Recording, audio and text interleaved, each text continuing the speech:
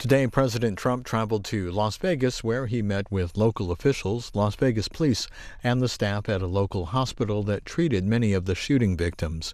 In addition to the president, we hear from Nevada Governor Brian Sandoval.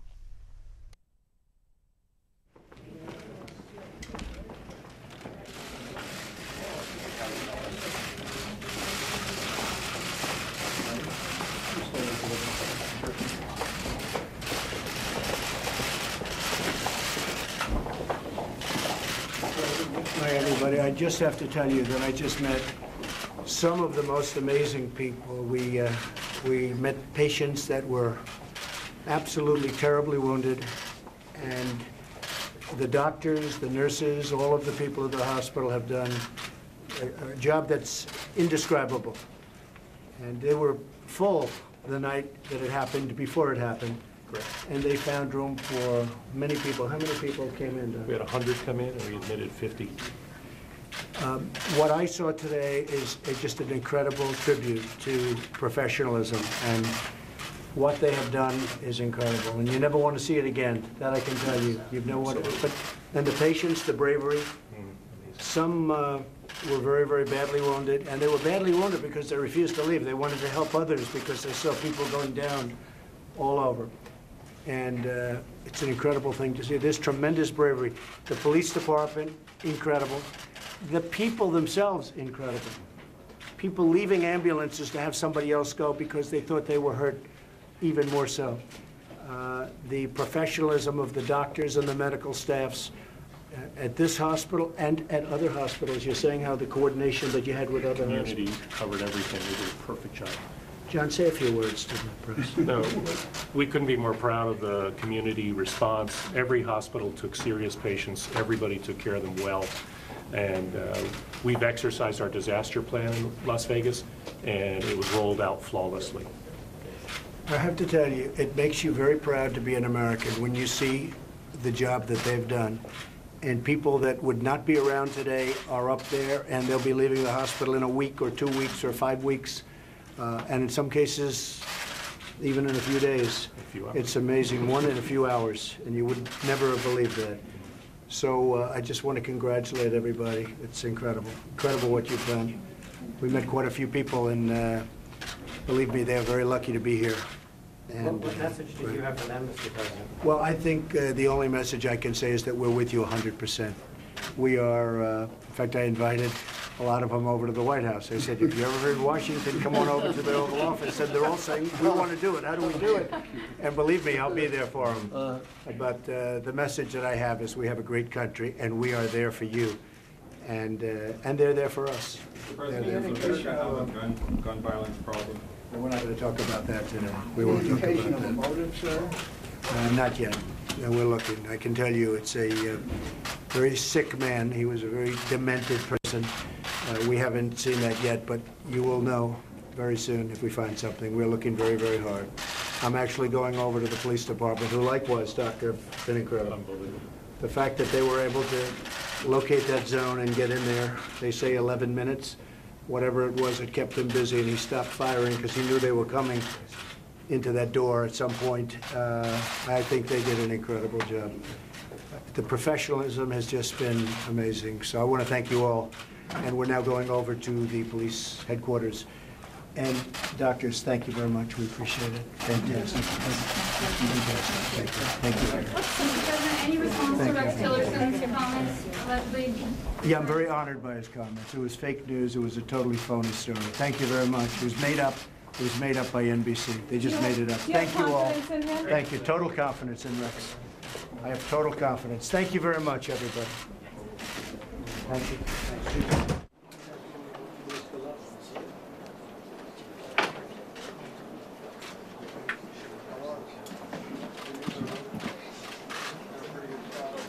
Good afternoon, ladies and gentlemen. It's a privilege and honor to be here with my fellow Nevadans and all of you. First and foremost, I'd like to thank the President and the First Lady for coming to Las Vegas to show their concern and support for our great city and our great state and the victims and the families of this horrible tragedy. I also want to thank the Sheriff Lombardo, and the men and women of the Metropolitan Police Department for their courage, their bravery, their professionalism, and everything that they've done for us. It makes me so proud as a governor. The first responders and how they've reacted to this situation and provided so much love and care for all the people that were harmed by this horrible incident. The medical community, the men and women at all our hospitals who came to the aid of all these people. The employees at MGM Resorts and how they responded as well. And everyone else, perfect strangers, and how they responded to this and gave love and assistance to their fellow man.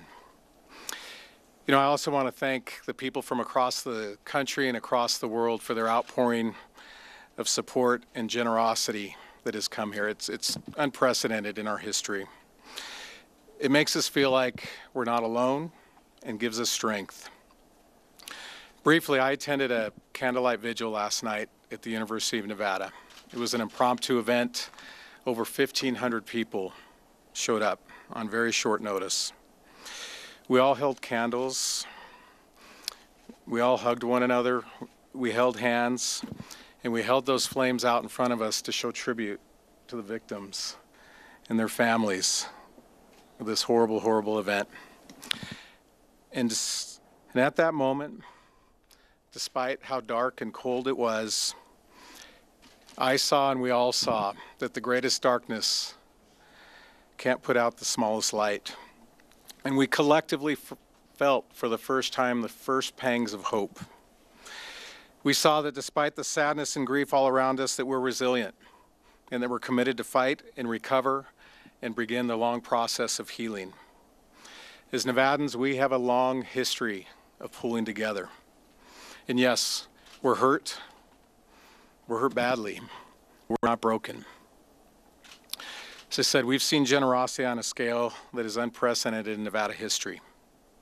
We know that we will never, ever forget this horrific event. But we will march forward as a family, giving each other comfort, support, and love. The future is going to come one day at a time. We all have a choice how we're going to live each day. We must be glad, we must be good, we must be brave, and we must have faith. And we will emerge as a stronger, kinder, better state and nation. So God bless the victims and their families. May they give them peace. God bless our great state, and God bless our nation, the greatest nation on earth. And with that, I'm very privileged and honored to introduce the First Lady and the President of the United States.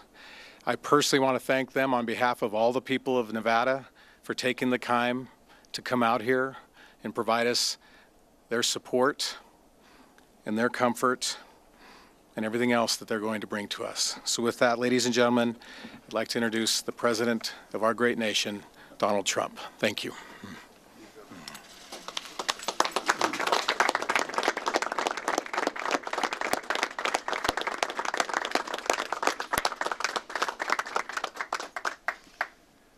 Thank you very much, Governor, and we really appreciate that. And I will tell you, the people of Nevada and the extraordinary city have shown the world their incredible character, courage, and resolve. Nevada really is a very, very special place. I'm honored to be here today at the Las Vegas Metropolitan Police Department in the company of heroes. Thank you to our police, our firefighters, and to our first responders, and of course to Sheriff Lombardo. Incredible job you've done. Mayor Goodman. Hello, Mayor Goodman. I couldn't be blocked by anything No, more no, you beautiful cannot. in the world. Senator Heller. Thank you very much. Senator Cortez Masto. Majority Leader. Where is Kevin? Majority Leader. Kevin McCarthy. Adam Laxalt. All of the great congressmen that we have with us today from both parties. We just are very honored that you could be with us. And on behalf of the grateful nation, Melania and I thank each and every one of you in law enforcement. In the depths of horror, we will always find hope in the men and women who risk their lives for ours. The mass murder that took place on Sunday night fills America's heart with grief. America is truly a nation in mourning. I visited the hospital earlier today, where many victims are still recovering from their wounds, and we ask God to ease their suffering and to speed their healing. We pray for the recovery of the injured and those injured officers who so bravely threw themselves into danger when duty called. And we grieve the loss of the law enforcement personnel who were killed in this vicious attack. Many families tonight will go to bed in a world that is suddenly empty. The people they so dearly love were torn away from them forever. Our souls are stricken with grief for every American who lost a husband or a wife, a mother or a father, a son or a daughter. We know that your sorrow feels endless. We stand together to help you carry your pain. You're not alone. We will never leave your side. Here at the police department, we remember one of our own who died this week, Charles Hartfeld. He was a very, very special person. Officer Hartfeld was a proud veteran, a devoted husband, a loving father. His death is a tragic loss for this police force, for the city, and for our great nation. We struggle for the words to explain to our children how such evil can exist, how there can be such cruelty and such suffering. But we cannot be defined by the evil that threatens us or the violence that incites such terror. We're defined by our love, our caring, and our courage. In the darkest moments, what shines most brightly is the goodness that thrives in the hearts of our people. That goodness is our lighthouse, and our solace is knowledge that the souls of those who passed are now at peace in heaven. Here on earth, we are blessed to be surrounded by heroes.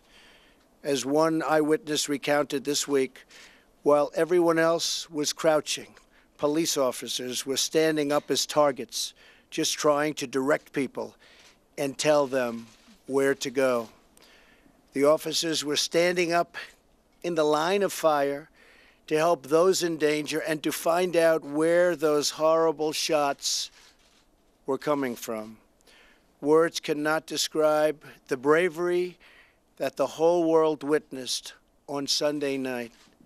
Americans defied death and hatred with love and with courage.